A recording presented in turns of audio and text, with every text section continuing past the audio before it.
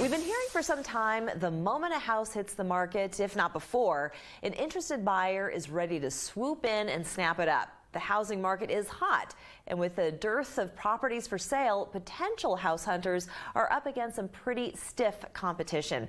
Well, joining us with some expert advice on gaining an advantage is John Mallett, America's mortgage coach and author of Buy Your First Home Today. Thank you so much for joining us. Oh, it's great to be here. Thank you, Layla. Thank you. So we've been hearing over and over again just how very difficult and competitive it is.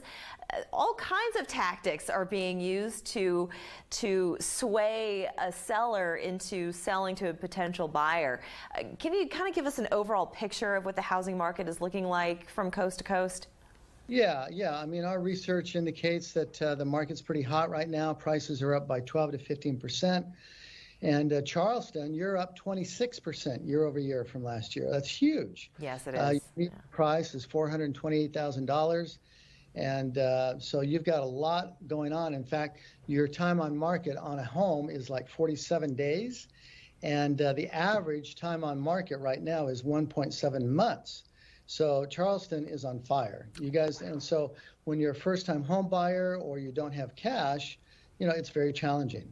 Right, and you do have some myths, and I want to get into those as well. But you do bring up a good point, and that is the number of homes. You know, they're building them as quickly as they can here in the Low Country, but it really can't keep up with demand. We also have a lot of people moving in from other states, myself included. You know. Amazing. Right. Yeah. Right. So what are some of the biggest challenges? You mentioned about not having cash on hand, but what are some other things that people should be doing right now to better their chances when it's time to court a seller? Yeah, and I think the first thing, and this is interesting, it's a little bit deeper. I really believe the first thing is to really have a good why of why you're buying. I find that people chase after listings. They're in a mode where they're chasing deals to try to get them accepted. And you know, Kobe Bryant once said that his best games that he played were when he let the game come to him. And so if you're centered and you're grounded in saying, why do I want to buy home? Like for me, home ownership is really important. I grew up in the projects. I grew up on welfare in teenage years. My mother died when I was 18 years old. And so for me, the idea of stability of a home is really, really, to me, I call it sacred. Not in a religious text, but sacred in the sense that it's a place where I can go.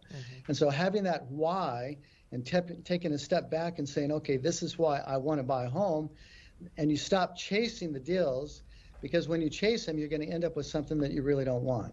You talk about the hard and soft value of home ownership. So is that what you're discussing right now? Yeah. Exactly. That's right.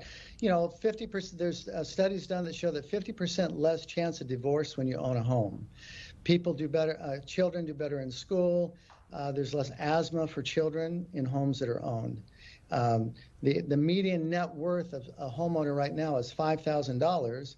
The median net worth of a homeowner is $230,000. So it's a 46 times difference. Wow. So there's really home ownership is something that's really important. Well, now that we have competition on top of everything else, but there are some myths that prevent people from even trying. And I want you to maybe demystify some of the reasons why people are keeping themselves from trying at least to become a homeowner.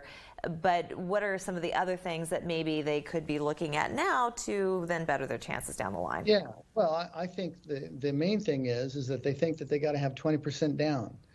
There was a study done by Fannie Mae that said you got to have 20%, that most people, 45% of the respondents said we needed 20% down when you only need 3% down.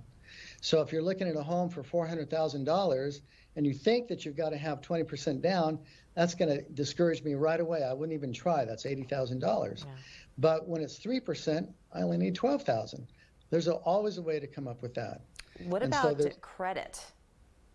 Well, credit, people think that they got to have fantastic looking credit. That's just not true.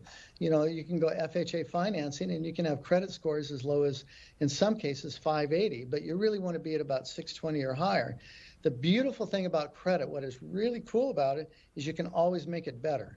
People look at their credit report and they go, oh, there's no way. But you know what? We can turn credit around within weeks sometimes. It's amazing what you can do. I was just going to say, as quickly as it can go down, it can also come back up.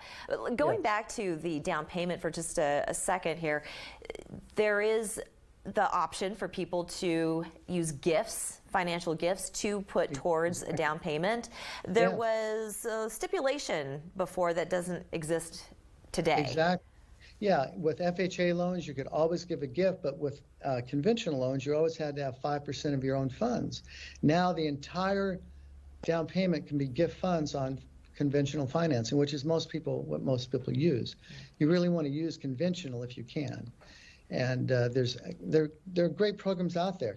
That I have people call me, Layla, and they always start out with saying, I know I can't qualify. And within 20 minutes, they're qualified and they're in a home within 60 days. Wow. And there's 3 things that you can follow to get your offer accepted, that'll help you in a really hyper-competitive market as well. Okay. I want to hear what those are. Okay. So why don't we go ahead and do that after the break. So we're going to take a break right here. Don't go anywhere. We'll be right back. We're back with John Mallett. He is America's mortgage coach and author of Buy Your First Home Today. And you're here to tell us that it is absolutely possible. It is the American dream to own your own home. And what has stopped a lot of people in their tracks is they think that they're coming up short. And it's not true. But when we were breaking for the commercial, you said that there were 3 important things for people to remember. Why don't you go ahead and let us know what those 3 things are? Yeah, 3 things. The first thing is to have an ironclad loan approval, a pre-approved loan. Your credit's been checked. You've got your income documentation. I know this sounds horrible, but you got to have pay stubs today. You got to prove that you can actually make the payment and get an ironclad approval. The second thing is to get a great real estate professional. If you're trying to do it on your own, I would never do that. You're shooting yourself in the foot. A good real estate professional is worth their weight in gold.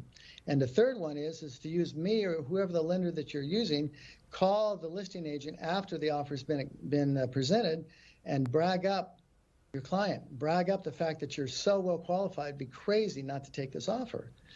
And do those 3 things, and you'll find that you'll get a lot further ahead than normal.